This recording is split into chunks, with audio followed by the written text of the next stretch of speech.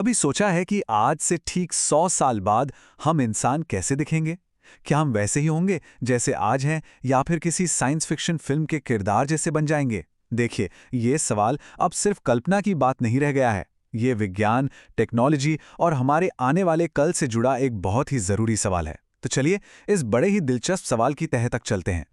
हाँ, तो सवाल यही है, क्या सिर्फ छोटे-मोटे बदलाव होंगे, जैसे हमारी हाइट थोड़ी और बढ़ जाएगी, या फिर हम ऐसे बदलावों की दहलीज पर खड़े हैं जिनकी आज हम कल्पना तक नहीं कर सकते? इस सवाल का जवाब ढूंढने के लिए हम इसे 4 हिस्सों में देखेंगे। सबसे पहले हम ये समझेंगे कि कुदरती विकास की रफ्तार इतनी धीमी क्यों है कि 100 साल में उससे ज्यादा उम्मीद नहीं की जा सकती। फिर हम मिलेंगे असली गेम चेंजर से, यानी टेक्नोलॉजी से।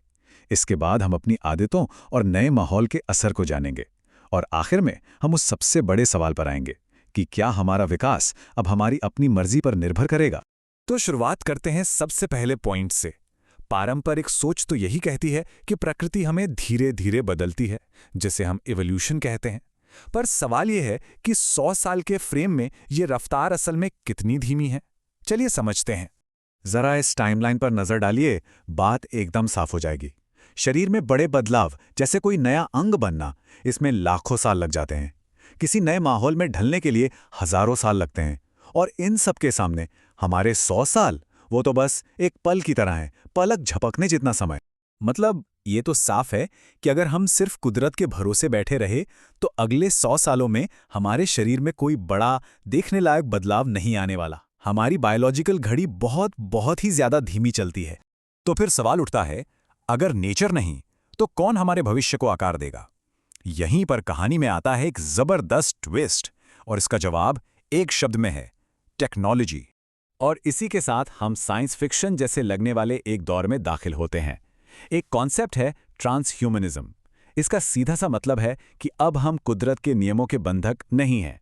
हम विज्ञान और टेक्नोलॉजी की मदद से अपने विकास की कमान खुद अपने हाथों में ले सकते हैं। और ये सिर्फ कोई ख्याली पुलाव नहीं है। ऐसी टेक्नोलॉजीज आज मौजूद हैं जो इसे सच कर सकती हैं। जरा सोचिए, ब्रेन कंप्यूटर इंटरफेस जो हमारे दिमाग को सीधे सुपर कंप्यूटर से जोड़ दें, या ऐसे आर्टिफिशियल हाथ पैर जो हमारे असली अंगों से भी ज्यादा काबिल हों, और क्रिस्पर जैसी जीन एडिटिंग टेक्निक जो हमारे डीएनए से खतरनाक बीमारियों को हमेशा के लिए मिटा सकती है।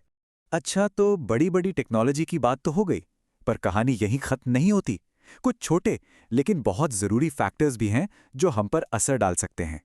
हमारी रोज की आदतें और वो नए ठिकाने जहां हम भविष्य में रह सकते हैं, शायद इस धरती से भी दूर। यहाँ दो बहुत दिलचस्प पहलू हैं। एक तरफ तो देखें, बेहतर खान पान की वजह से हमारी औसत हाइट लगातार बढ़ ही रही है, पर दूसरी तरफ कुछ नए दबाव भी हैं।